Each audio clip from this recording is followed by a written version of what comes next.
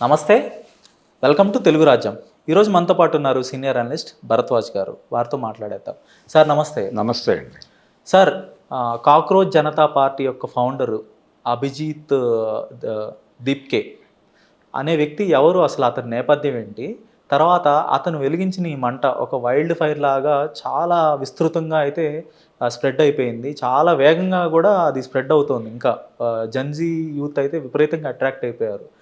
అసలు దీనికి ఇంత త్వరగా స్ప్రెడ్ అవ్వటానికి కారణం ఏంటి? ఇంత త్వరగా ఇంత మ్యాసివ్ స్కేల్‌లో ఈ మూమెంట్ ప్రజల్ని ఇన్‌స్పైర్ చేయడానికి కారణం ఏంటి? తర్వాత ఇది ఎవరెవరిని కదిలిస్తుందంటారు? ఎవరెవరిని కదిలిస్తే దేశంలో ఒక చైతన్యం అనేది మళ్ళీ పుడుతుందంటారు? అంటే అభిజిత్ వేసినటువంటి మంట అంటుకోవటానికి కారణం ఇక్కడ ఆల్రెడీ పుల్లలు ఎండి ఉన్నాయి. హ్మ్. ఎండు పుల్లలు ఉన్న చోట చిన్న నిప్పురవ్వ పడ్డా దావానలంగా మారుతుంది. హ్మ్. అదే జరిగింది. అంటే ఇక్కడ మనకి పైనుంచి చూపిస్తున్నటువంటి ఛాయాచిత్రం ఏమిటి, మనం డ్రోన్ ఛాయాచిత్రాలు చూస్తున్నాం ఈ మధ్య. హ్మ్. అలా పొలిటికల్ డ్రోన్లో నుంచి మనకి కేంద్ర ప్రభుత్వం చూపిస్తున్న నేరేటివ్ ఏమిటి, మొత్తం దేశమంతా మా వెనకే ఉంది, హ్మ్. ఈ దేశంలో ఇంకొక పొలిటికల్ పార్టీ ఉనికి లేదు, జాతీయ పార్టీగా ప్రభావవంతమైనటువంటి పార్టీగా ఉన్నటువంటి కాంగ్రెస్ పార్టీ దాని ఉనికి కోల్పోయింది. హ్మ్. సో ఈ దేశంలో పొలిటికల్గా ఇంకొక ఇది లేదు. దాదాపుగా వాళ్ళు విపక్ష ముక్త భారత్ సాధించేశామనే మూడ్లో ఉన్నారు. హ్మ్. ఆ నేరేటివ్ని జనాలకి కల్పిస్తున్నారు. హ్మ్. కానీ జనం నమ్మట్లేదు దాన్ని. వాళ్ళు కల్పిస్తున్నారు అంతే. హ్మ్. వాళ్ళు రోజువారీ చెప్తున్నారు అదే విషయాన్ని, కానీ ఎవడూ నమ్మట్లేదు. వీళ్ళ తోలు ఎలా తీయాలి అనే ఆలోచనలో ఉన్నారు జనాలు. హ్మ్. ఎవరు వాళ్ళకి ప్రాపర్ ఆల్టర్నేటివ్ కనిపించట్లేదు. ప్రాపర్ ఆల్టర్నేటివ్గా ఎమర్జ్ కావడంలో రాహుల్ గాంధీ సక్సెస్ కావడం లేదు.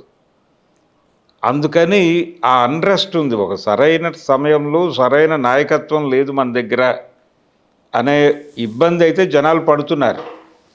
ఈ పడుతున్న క్రమంలో ఆ ఎండు పుల్లల మీద ఈ నిప్పురవ్వ పడింది. పడి ఇటువైపు చూశారు, ఇక్కడ ఏమైనా విషయం ఉందేమో చూద్దాం అని.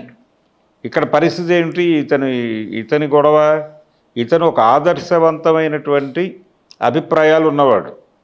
ఆదర్శవంతమైన అభిప్రాయాలని కొత్త ఎక్స్ప్రెషన్లో చెప్పగలిగిన టాలెంట్ వరకు ఉంది అతనికి. దాంతో మనం విభేదించాల్సిన అవసరం లేదు. కానీ అక్కడ సమస్య ఏంటంటే నిర్మాణానికి సంబంధించి, నడిపించటానికి సంబంధించి, నాయకత్వం వహించడానికి సంబంధించినటువంటి సమస్యలు ఉన్నాయి. ఈ మొత్తం వేవ్ని ఇంకొక పొలిటికల్ పార్టీ టేక్ ఓవర్ చేస్తుంది. ఏదో ఒక పొలిటికల్ పార్టీ. అవును, ఇది ఊరికే పోదు. ఈ వెల్లువని ఇంకొక వైపు ట్రాన్స్ఫర్ చేయటానికి ఏదైనా ప్రయత్నాలు జరుగుతాయా అనేది ఒక డౌట్. అది జరిగితే ప్రమాదం. అవును, గతంలో అన్నా హజారే కూడా ఇలాంటి ఒక ఉద్యమాన్నే ఉవ్వెత్తున ఆ రోజు దేశ ప్రజల్లో ఒక చైతన్యం వచ్చింది. నాటి కేంద్ర ప్రభుత్వం అయిన యూపీఏ గవర్నమెంట్ మీద ప్రజల్లో ఒక వ్యతిరేకత పెరగటానికి ఆ ఉద్యమం రీజన్ అయింది. లేదండి, ఆయన అవినీతి అన్నాడు, ప్రభుత్వంలో అవినీతి పెచ్చరిల్లిపోయింది అన్నాడు, విదేశాలకు వెళ్ళిపోయినటువంటి భారతదేశానికి చెందినటువంటి సంపద తరలిపోయింది అన్నాడు, నల్ల డబ్బు రూపంలో మొత్తం డబ్బులన్నీ వెళ్ళిపోయి స్విస్ బ్యాంకుల్లోనూ మరొక చోట మూలుగుతున్నాయి అన్నాడు. ఇమ్మీడియట్గా భారతీయ జనతా పార్టీ వాళ్ళు మేము అధికారంలోకి వస్తే 3 నెలల్లో మొత్తం డబ్బులు వెనక్కి తెస్తాం, భారతదేశం నుంచి బయట దేశాల్లో, అంటే ఇక్కడ దోచి బయట దేశాల్లో దాచుకున్నటువంటి వాళ్ళ లిస్టు ప్రకటిస్తాం అని అప్పుడే ఇన్స్టెంట్గా కొన్ని లిస్టులు వచ్చినాయి, బయటికి వచ్చినాయి. ఇంతంత డబ్బులు దాచారు వీళ్ళని కూడా చెప్పారు. అవును, అవన్నీ కూడా ఈ టైం బౌండ్ లోపు తీసుకొచ్చి రోడ్డు మీద పెడతామన్నారు. అప్పుడు ఈ దేశంలో చాలా సమస్యలు పరిష్కారం అయిపోతాయి. ఈ డబ్బులన్నీ ప్రజా సంక్షేమం కోసం వాడతాం. అవును, ఇలాంటి రకరకాల కథనాలు చెప్పారు ఆ రోజున. ఈ కథనాలు చెప్పడానికి కావలసిన ప్రాతిపదికని అన్నా హజారే కల్పించాడు. ఆ ప్రాతిపదిక మీద ప్రతి ఒక్కరూ అన్నా హజారేగా మారారు, చంద్రబాబు నాయుడుతో సహా. అవును, ఆయన కూడా అప్పుడు ఢిల్లీకి వెళ్ళటం జరగటం మాత్రమే కాదు, ఆయన ఇక్కడ కూడా అన్నా హజారే లాగానే కూర్చుని మాట్లాడటం మొదలుపెట్టాడు. అవును, సో ఈ వింత పోకడలు జరుగుతాయి. ఒక కొత్త ఆలోచన సమాజంలోకి రాగానే ఆ ఐడియాలజీని క్యాప్చర్ చేయడానికి చాలామంది సిద్ధంగా ఉంటారు. అవును. వీళ్ళని నుంచి ఈ ఐడియాలజీని కాపాడుకుని ఎవరికి చేరాలో వాళ్ళకి చేర్చటం, ఉమ్. వాళ్ళని కదిలించటం, వాళ్ళని రోడ్డు మీదకు తీసుకురావటం, ఒక ఫలితాన్ని ఊహించాలి ముందు. అవును. మనం నిష్కామ కర్మ యోగులుగా పని మొదలు పెడితే అవదది. ఉమ్.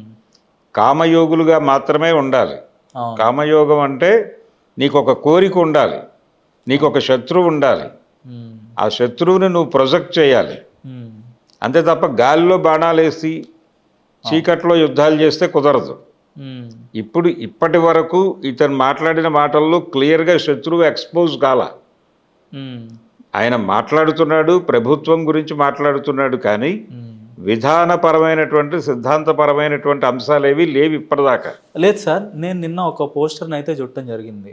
బీజేపీ 14 ఏళ్లలో ఇన్స్టాగ్రామ్ ఫాలోవర్స్ని 8.8 మిలియన్ వరకు చేరుకుంటే నేను 4 రోజుల్లోనే దాన్ని క్రాస్ చేశానని చెప్పి ఒక కార్టూన్ అయితే వేయటం జరిగింది. ఆ కార్టూన్ ఏంటంటే ఆ కాక్రోచ్ బొద్దింక ఆ కమలం పువ్వు ఉంటుంది కదా, వీళ్ళ గుర్తు సేమ్ అదే సింబల్ని తింటున్నట్టుగా, దాన్ని తుంచేస్తున్నట్టుగా అతను సింబాలిక్గా ఆ పోస్టర్లు అయితే వేశాడు. అదే అంటే ఇలాంటివి బాగానే ఉంటాయి, ఉమ్.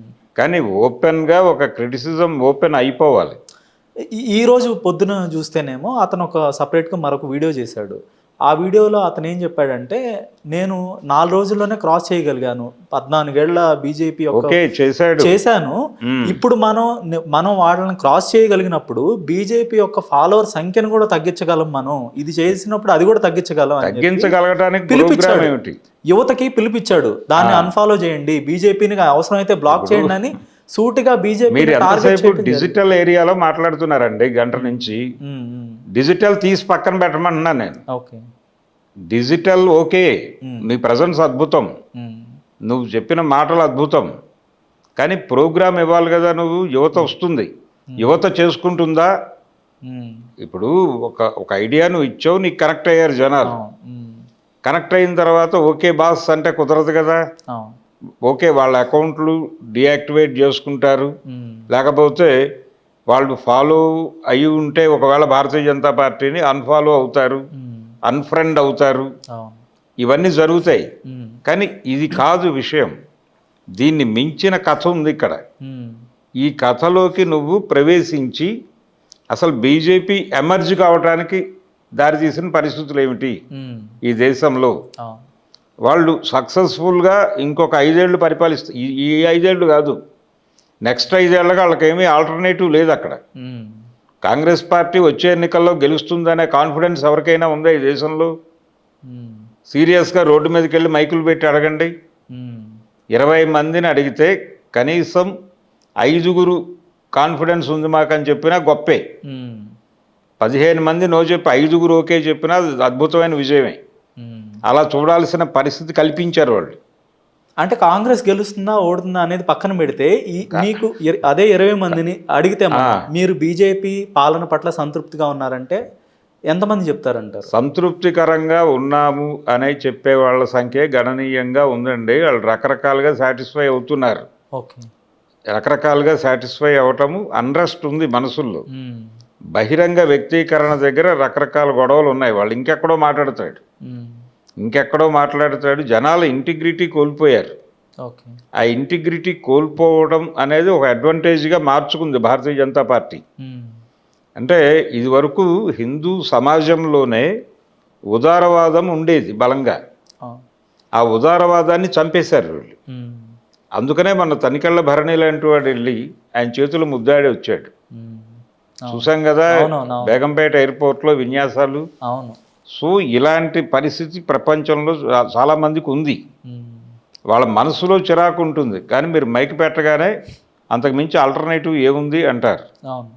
సో ఆల్టర్నేటివ్ ఎమర్జ్ కాలేదు. ఒకవేళ ఆల్టర్నేటివ్ వస్తే అంటే మీరు డైలాగ్లోకి వెళ్ళాలి జనంతో. నేను మైక్ తీసుకుని వెళ్ళమంది జస్ట్ వాళ్ళ పల్స్ తెలుసుకోవటానికే. జనాల్ని మోటివేట్ చేయడానికి మైక్ కావాల్సింది. మీరు నిరంతరం జనంతో మాట్లాడాలి, ఒక నిర్మాణం కావాలి. ఈ దేశాన్ని ఎన్ని యూనిట్లుగా విడగొట్టగలవో అన్ని యూనిట్లుగానే నువ్వు విడగొట్టి ఆ యూనిట్కి నీ ఐడియాలజీని పంపు చేయగలిగిన వాడిని పెట్టి, ఒక సెంట్రల్ ఆర్గనైజర్ని పెట్టి వాడు నడిపేలాగా, వాడిని నడిపించేలాగా ఒక నెట్వర్క్ ఏర్పాటు చేసుకోవాలి. చేసుకుని ఒక నిర్మాణం, పార్టీ నిర్మాణం కూడా అవసరమే. ఓకే. పార్టీ ఐడియాలజీ ఓకే, కానీ పార్టీకి ఒక నిర్మాణం లేకుండా ఏమీ జరగదు. ఓకే. అంటే విప్లవానికి కావలసిన ప్రాథమిక వస్తువులు అంటాడు లెనిన్. ఏమంటాడు? ముందు విప్లవ పార్టీ ఉండాలి, విప్లవ సిద్ధాంతం ఉండాలి, ఇవన్నీ ఓకే, కానీ అసలు విప్లవించే ప్రజలు ఉండాలి, విప్లవానికి అనుకూలమైన పరిస్థితులు ఉండాలి. ఇన్ని విషయాలు చెప్పేటప్పుడు పార్టీ నిర్మాణము ఇవి రెండూ కీలకమే. ఒక పొలిటికల్ ఐడియాలజీ ఉండటం గొప్ప కాదు, ఆ ఐడియాలజీని జనంలోకి తీసుకెళ్ళటం, ఆ ఐడియాలజీని జనంతో కన్విన్స్ చేయించటం, వాళ్ళని ప్రోగ్రాంలోకి తీసుకురాగలగటం. ప్రోగ్రాంలోకి వచ్చినప్పుడే పని అవుతుంది. బీజేపీ ఊరికనే ఎమర్జీగా అలా మాటలు చెప్పి సోషల్ మీడియా వాళ్ళు ఇంకో పద్ధతిలో వాడుకున్నారు. వాళ్ళు 100 రకాల ప్రజా సంఘాలు పెట్టారు. ఆర్ఎస్ఎస్, అవునండి, ఆర్ఎస్ఎస్ అని మాట్లాడటం కాదు చేయాల్సింది. వాళ్ళు చేసిన నేత పని తెలుసుకోవాలి కదా, ముందు స్టడీ చేయాలి కదా. వాళ్ళు చాలా రూటెడ్గా 80లో జనతా పార్టీలోంచి బయటకు వచ్చిన మరుక్షణం అద్వానీ గారు ఏకాత్మత యజ్ఞము అని మొదలుపెట్టాడు. ఏకాత్మ అంటే మొత్తం ఆత్మలన్నింటినీ ఒక్కటిగా మార్చండి. ఏ ఆత్మలు? హిందూ ఆత్మలు. ఆత్మ అంటే ఓటు అని గుర్తు. హిందూ ఓట్ బ్యాంక్ని కన్సాలిడేట్ చేయండి అని చెప్పాడు పెద్ద మనిషి. చెప్పి దానికోసం ఏం చేయాలి? వాళ్ళని ఎమోషనలైజ్ చేయాలి. ఎమోషనలైజ్ చేయాలంటే హిందూ మతం ముస్లిం మతం నుంచి ప్రమాదంలో ఉంది, క్రైస్తవుల నుంచి వింటలా మీరు వినండి. వాళ్ళు ఎంత పవర్ఫుల్గా చేయగలిగారంటే ఈ పవర్ని అర్థం చేసుకోవట్లేదు ఈ దేశపు యువత. దాన్ని కౌంటర్ చేయడానికి అది కావాలి. వాళ్ళు గోడల్ని నింపేశారు. ఈ దేశంలో ఉండాలంటే వందే మాతరం పాడాలి, వందే మాతరం అనడానికి ఇష్టపడని వాడికి ఈ దేశంలో బతికే అర్హత లేదు. ఇలాంటి నినాదాలన్నీ చూసాం మనం గోడల మీద ఆ టైంలో విశృంఖలంగా. ఈ దేశంలో ఉండాలంటే ఏం చెయ్యాలో, ఏం తినాలో, గోవును పూజించిన వాడికి ఈ దేశంలో ఉండే అర్హత లేదు అని ఒక గోడ మీద రాసేస్తారు. దానికి అట్రాక్ట్ అయ్యేవాడు అట్రాక్ట్ అవుతాడు, భయపడేవాడు భయపడతాడు, భయపడినవాడు సరెండర్ అయ్యి ఓటేస్తాడు, ఇన్స్పైర్ అయినవాడు ఉత్సాహంతో వెళ్ళి ఓటేస్తాడు. 2 ఓట్లు వాళ్ళకే. ఇలాంటి ఒక కండిషన్ని దేశంలో కల్పించారు. నిర్మాణం, మ్యాసివ్ నిర్మాణం చేశారు. శిలాన్యాస్ అన్నాడు వాడు. ఏది రామజన్మభూమి ఇష్యూ ఎందుకు తీసుకున్నారు వాళ్ళు? జనాల్ని ఎమోషనలైజ్ చేయటానికి తీసుకుని. శిలాన్యాస్ అంటే ఏమిటి? ప్రతి ఇంటి నుంచి ఒక ఇటుక కావాలన్నారు. జనాల్ని పనిలోకి దింపారు. ప్రతివాడు బట్టీల దగ్గరికి వెళ్ళి ఇటుకలు కట్టించుకుని తీసుకెళ్ళి దాన్ని అక్కడ ఇచ్చొచ్చారు అయోధ్యలో. ఇదంతా ప్రోగ్రామ్. ఈ యాక్టివిటీ చేస్తుంటే వాడు మోటివేట్ అయిపోతాడు. ఈ శిలాన్యాసు, కరసేవ ఇలాంటి చిత్రమైన పదాలన్నీ కనిపెట్టి జనాలకు ఒక ప్రోగ్రామ్ ఇచ్చారు వాళ్ళు. ఆ ప్రోగ్రామ్ ఇవ్వగలిగితే సక్సెస్ అవుతారు. ఆ ప్రోగ్రామ్ ఇచ్చిన ప్రతివాడు సక్సెస్ అయ్యాడు. గాంధీ కూడా ప్రోగ్రామ్ ఇచ్చేవాడు రోజు జనాలకి ప్రోగ్రామ్ ఇవ్వకుండా సిద్ధాంతం చెప్పిన వాడు ఎవడు సక్సెస్ అయిన చరిత్ర లేదు. ఈవెన్ ఎన్టీ రామారావు కూడా ప్రోగ్రామ్ ఇచ్చేవాడు. ప్రోగ్రామ్ చెప్పాలి మీరు, ప్రోగ్రామ్ చెప్పాలి, ప్రోగ్రామ్తో నడవాలి, జనంతో నడవాలి. ఇప్పుడు తెలుగుదేశం పార్టీ 89లో ఓడిపోయినప్పుడు వాళ్ళు ఓడిపోయిన తర్వాత మీటింగ్ పెట్టుకుని వాట్ నెక్స్ట్ మనం ఏం చేయాలి అనుకున్నప్పుడు Chandrababu Naidu active opposition role play చేస్తే బాగుంటుంది అని ఒక అడ్వైజ్ ఇచ్చాడు ఆ రోజు. ఇస్తే నో చెప్పాడు వాళ్ళ అధ్యక్షుడు. చెప్పి ఎవరి పని వాళ్ళు చేసుకోండి, ఆవేశపడకండి, కొత్త ప్రభుత్వం వాళ్ళ పద్ధతిలో వాళ్ళు పని చేయనివ్వండి. వాళ్ళ ప్రభుత్వం మీద ప్రజలలో చిరాకు మొదలై అది ఓపెన్గా మాట్లాడటంగా మారినప్పుడు ఆ ప్రాంతాలకు వెళ్ళి ఆ ప్రజల దగ్గరికి వెళ్ళి కూర్చోండి, కూర్చుని వాళ్ళకి నాయకత్వం వహించండి, వాళ్ళని రోడ్డు మీదకు తీసుకురండి. అది ఒక్కటే మిమ్మల్ని తిరిగి అధికారంలోకి తీసుకొస్తుందని చెప్పి ఆ పని చేశాడు ఆయన. అదే సక్సెస్ అయింది. 5 ఏళ్లలో తిరిగి సీట్లో కూర్చున్నాడు. అలాంటి ఒక ప్రోగ్రాం ఇవ్వగలగాలి కదా నాయకుడు అన్నవాడు. ఆ ప్రోగ్రాం ఇవ్వకపోతే పార్టీ వీక్ అవుతుంది. నీ ఐడియాలజీ సస్టైన్ అవ్వదు, జనాల్లోకి ఇంజెక్ట్ అవ్వాలి, వాడి నరనరాన ఎక్కించాలి. అది చేశాడు వాడు. భారతీయ జనతా పార్టీ సంఘ్ పరివార్ వాళ్ళు చాలా అద్భుతంగా చేశారు. వాళ్ళు పవర్లోకి వచ్చాక చాలా సంఘాలు గాయత్రి పరివార్ అనే పేరుతో బొట్టు లేని భారతీయ మహిళ నుదురు అని చెప్పి ఇలా రాసేవాళ్ళు. ఓకే. మొన్న అక్కడ ఏది ఆకివీడు గొడవప్పుడు ఆయన కూడా మాట్లాడాడు. ఓకే. బొట్టు లేని మహిళలు నా మీద దాడి చేశారు అన్నాడు రఘురామకృష్ణరాజు, చాలా దుర్మార్గంగా. అవును. అలాంటి గోడల మీద రాసేవాళ్ళు. అవును. భారతీయ మహిళ నుదుట బొట్టు లేకపోవడం అనేది ఎంత దౌర్భాగ్యం అని ఒక స్లోగన్. ఇలా టార్గెటెడ్గా ఒక ప్రోగ్రాం జనాల్లో నిరంతర ప్రవాహం ఓకే చేయటం ద్వారా వాళ్ళు దేశాన్ని కంట్రోల్లోకి తీసుకోగలిగారు. నీ ఐడియాలజీని ముందు జనంలోకి ఇంజెక్ట్ చేసి వాళ్ళకి ప్రోగ్రామ్ ఇచ్చి నడిపించడం అనేది జరగాలి. అన్నా హజారేని ఎందుకు వాడుకున్నారు? ఆయన ప్రోగ్రామ్ ఇవ్వాల జనాలకి. ఆయన ప్రోగ్రామ్ ఇచ్చుంటే ఒకలా ఉండేది. ఆయన జస్ట్ ఆ దీక్ష చేసి కొన్ని అభిప్రాయాలు ప్రకటించాడు. ఈ అభిప్రాయాల మీద ప్రోగ్రాం వీళ్ళు ఇచ్చారు. భారతీయ జనతా పార్టీ వాడేసుకుంది ఆయన. వాడేసుకుని వాళ్ళు ప్రోగ్రాం ఇచ్చి జనాలను తమ వైపు లాక్కురాగలిగారు. అందుకనే ఆయన గదిలో కూర్చుని రోజుల తరబడి కన్నీరు పెట్టుకున్నాడు. అన్నా హజారే, నువ్వు మాట్లాడే వరకే నీ పాత్ర అయిపోయింది, క్లోజ్, అందరితో నువ్వు ఎక్స్పోజ్ అయిపోయావు. ఎలా ఎక్స్పోజ్ చేశారు అతన్ని? యూపీఏ వ్యతిరేకిగా ఎక్స్పోజ్ చేసి ఇక్కడెక్కడో ప్రో బీజేపీ యాక్టివిటీ ఉంది అని కూడా పుకారు పుట్టించి అతన్ని తొక్కేశారు పక్కకి.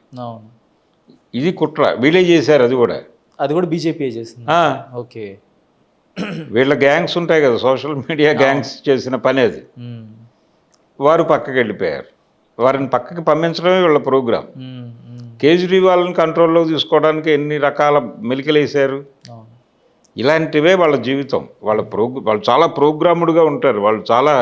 వాళ్ళని కొట్టడం అనేది అంత ఈజీ వ్యవహారం కాదు. ఒక విస్తృత ఐక్య సంఘటనని నిర్మించడానికి ఒక అద్భుతమైన అవకాశం ఈ అభిజిత్ అనేటువంటి కుర్రాడికి వచ్చింది. ఈ దేశంలో సఫర్ అవుతున్నటువంటి సమూహాలన్నింటినీ ఒక దగ్గరికి తీసుకొచ్చి వాటన్నిటినీ కలిపి ఒక నిర్మాణంలోకి గనక నువ్వు తీసుకురాగలిగితే అప్పుడు భారతీయ జనతా పార్టీ భయపడుతుంది. భారతీయ బొద్దింకల party versus Bharatiya Janata party యుద్ధం జరిగితే వీళ్ళ వెనకాల నిలబడటానికి చాలామంది రెడీగా ఉన్నారు. నిజానికి దేశంలో ఉన్నటువంటి ఈ కండిషన్ని ప్రాపర్గా అడ్రస్ చేయగలిగితే, దేశంలో విప్లవ పరిస్థితులు లేవని మాట్లాడారు మనం బయటకు వచ్చినటువంటి మావోయిస్ట్ పార్టీ వాళ్ళు. ఓకే. దేశంలో పరిస్థితులు మారినాయని మాట్లాడుతున్నారు. పరిస్థితులు అని 10 సార్లు మాట్లాడారు ప్రతి ఒక్కడు. మారిన పరిస్థితుల రీత్యా లీగల్ ఫ్రేమ్వర్క్లో పనిచేయుట అని మాట్లాడారు. లీగల్ ఫ్రేమ్వర్క్ అనేది లేదు ఇక్కడ అనేది వాళ్ళకి 2 రోజుల్లోనే అర్థమైంది. అలాగే చాలా ఇక్కడ ప్రజాస్వామ్యం ఎంత అద్భుతంగా నడుస్తుందో అందరూ చూశారు. ఎన్నికల ప్రక్రియని పూర్తిగా వాళ్ళ కంట్రోల్లోకి తీసుకొని నడపడం ద్వారా ఎన్నికల వ్యవస్థ మీద నమ్మకాలు పెట్టుకుంటే ఏమీ జరగదు మీకని తెలియజేశారు వాళ్ళు. కాబట్టి ఆల్టర్నేటివ్ ఏమిటి? వీధి పోరాటాలు ఒకటే పరిష్కారం అనే అభిప్రాయం సాధారణ ప్రజలు మాట్లాడుతున్నారు. అంటే గాంధీజీ తరహాలో శాంతియుత ఉద్యమాలు రావాలంటారు. శాంతియుతమా అశాంతియుతమా అనేది ఎవరు డిసైడ్ చేయడు. డిసైడ్ చేస్తే కుట్ర. జనాన్ని నువ్వు రోడ్డు మీదకి తీసుకొస్తావు, అంతవరకే చేయాలి. తీసుకొచ్చిన తర్వాత అవతలోడు తుపాకులు వేసుకుని చంపేయటానికి వచ్చినప్పుడు నువ్వు తుపాకీ పట్టుకుని ఎదుర్కోవాలి. అదేంటి నేను అహింస అన్నాను, ఆయుధం పట్టుకొని అన్నానంటే వాడు కాల్చి వెళ్ళిపోతాడు. అందుకని జనాల్ని నిరాయుధుల్ని చేయకూడదు, సాయుధుల్ని చేయకూడదు. నువ్వు జనానికి విషయం చెప్పి వాళ్ళని రోడ్డు మీదకి తీసుకురా. అవతల శత్రువు ఎలా రియాక్ట్ అవుతాడో వాడి మూమెంట్స్ని బట్టి వాడిని ఎదుర్కోవడానికి ఏం చేయాలో అప్పుడు ప్రోగ్రామ్ డిజైన్ చెయ్యి. కానీ హింస అహింస అనే చర్చ తప్పండి. హింస అహింస అనే చర్చ తప్పు. ఎందుకంటే ఈ ప్రపంచంలో ఏ పీడిత పార్టీ లేకపోతే ఏ జనము కూడా ఆయుధాలు పట్టుకుని రోడ్డు మీదకి రాలా. కడుపు పట్టుకుని రోడ్ల మీదకి వచ్చారు. కడుపులు పట్టుకుని రోడ్ల మీదకి వచ్చిన వాళ్ళ మీద ఆయుధాలు ఉపయోగించింది ఎవరు? ప్రభుత్వాలే కదా. అది నెల్లిమర్ల జూట్ మిల్లులో కాల్పులు జరిపింది ఎవరు? ప్రభుత్వమా జనాలా? కాదు కదా, ప్రభుత్వమే కదా. దశక రామకృష్ణ అనే డిఎస్పీ ఓవర్ యాక్షన్ చేసి కదా కాల్పులు జరిపాడు ఆ రోజు అక్కడ. కాబట్టి దాన్ని ప్రతిహింస అకౌంట్లోనే చూడాలి. అన్ని సందర్భాల్లోనూ ప్రజలు రియాక్ట్ కాలేదు కూడా. విద్యుత్తు పెంపు మీద ఇక్కడ ట్యాంక్ బండ్ దగ్గర జరిగిన గొడవలు ప్రజలు ఆయుధాలు పట్టుకొచ్చారా? లేదు కదా, రోడ్ల మీద జెండాలు పట్టుకొచ్చారు. మీరు గుర్రాలు వేసుకుని కొట్టారు వాళ్ళని, తుపాకులు పెట్టి నలుగురిని చంపారు అక్కడ. ఎవరు హింసావాదులు? ప్రభుత్వాలా, ప్రజలా? అందుకే వాళ్ళు తెల్లారులేస్తే అహింస గురించి మాట్లాడతారు. అహింసను నిలబెట్టుకోవడం కోసం కొన్ని కోట్ల మందిని చంపినా తప్పు లేదు అని మాట్లాడేంత ఓవర్ అహింసావాదంగా కూడా మాట్లాడగలరు వాళ్ళు. ఓకే, ఇది కాదు విషయం. ముందు జనాల్ని రోడ్డు మీదకి తీసుకురా. అహింస అనే మాటే తప్పు. ఓకే, క్షేత్రస్థాయిలో ఉద్యమాలు జరగాలి, అది ఏ రూపంలో అయినా ఉద్యమం సరే అనేది కూడా ఉద్యమం అని మీరు చెప్పక్కర్లా. జనానికి సఫరింగ్ ఉంటే ఏం చెయ్యాలో మీరు చెప్పండి. మొదటి కార్యక్రమం రోడ్డు మీదకి వచ్చి ప్రజలకు మిగిలిన ప్రపంచానికి చెప్పండి. మిగిలిన ప్రపంచాన్ని కనెక్ట్ చేసుకోండి. అందుకోసం ధర్నాలు చేయండి, రాస్తారోకోలు చేయండి. రోజు జనం ఫీల్ అవ్వాలి మిమ్మల్ని. పేపర్ ప్రకటనలు, ఫేస్బుక్ రాతలు కాదు, పబ్లిక్ లైఫ్లో మిమ్మల్ని ఫీల్ అవ్వాలి. సో డిజిటల్ యుద్ధాలతో ఎలాంటి ఉపయోగం లేదు, అది క్షేత్రస్థాయిలో రిఫ్లెక్ట్ అవునంత వరకు అంటారు. అంతే, మీరు వీధిల్లోకి వచ్చి జనాలకి రిఫ్లెక్ట్ అయ్యి రిజిస్టర్ అవ్వాలి వాళ్ళ మనసుల్లో. అప్పుడు పని అవుతుంది. దానికి నిర్మాణం కావాలి. లేకపోతే ఈ అభిజిత్ అనేవాడు మరో అన్నా హజారా అయిపోయి డిప్రెషన్లోకి వెళ్ళిపోయి ఏడుస్తూ కూర్చుంటాడు గదిలో. ఇంత మూమెంట్ క్రియేట్ చేశారు అనేది ఒక విజయం. ఈ ఉద్యమాన్ని ఎవడో హైజాక్ చేసి వెళ్ళిపోయాడు అనేది ఒక డిప్రెషన్. సో కాంగ్రెస్ ఈ ఉద్యమాన్ని హైజాక్ చేసుకొని ప్రభుత్వం మీద ఉన్న వ్యతిరేకతను అంతా వాళ్ళు గ్యాదర్ చేసుకునే అవకాశం ఉంటుందంట. హైజాక్ కాదండి, హైజాక్ చేసే వాళ్ళు ఏం చేసుకోలేరు. హైజాక్ కాదు చేయాల్సింది, కనీసం దీంతో చేతులు కలిపి మాత్రమే. ఇప్పుడు ఎన్టీ రామారావు గారు 94 ఎన్నికల్లో బీఎస్పీతో చేతులు కలపడానికి సిద్ధపడ్డాడు. అంటే కాన్షీరామ్ 2 సార్లు రాష్ట్రంలో తిరిగేసరికి దళిత ఓట్ బ్యాంక్ డెఫినెట్గా అటు షిఫ్ట్ అవుతుంది అని అనుకున్నాడు ఆయన. అనుకుని చాలా ప్రెస్ మీట్లో ఆ మాట అనేసాడు. ఈసారి దళితులు ఆల్టర్నేటివ్ ఐడియాలజీతో ఉన్నట్టుగా కనిపిస్తోంది, కాన్షీరామ్ ప్రభావం ఏదో ఉంది అక్కడ. సో వాళ్ళు గనక ముందుకు వస్తే మేము సీట్లు ఇవ్వడానికి సిద్ధం అన్నాడు. వాళ్ళు రాలేదు, ఈయన ఇవ్వలేదు, వాళ్ళు గెలవలేదు, కనీసం డిపాజిట్లు కూడా రాలేదు. అది వేరే గొడవ. అలాంటి ప్రభావం కలిగించాలిగా కనీసం. అవతల పార్టీలు వచ్చేస్తాయి. ఇప్పుడు ఆ రోజున బీఎస్పీని కంట్రోల్లో తీసుకోవటానికి రామారావు గారు ఎలా అడుగు ముందుకేసాడు, అలా కనీసంగా మీరు ముందుకేయాలిగా ఒక అడుగు. కాంగ్రెస్ పార్టీ ఇప్పుడు రాహుల్ గాంధీ గారు కనెక్ట్ చేసుకుని వాళ్ళతో కలిసి ట్రావెల్ అవ్వచ్చు.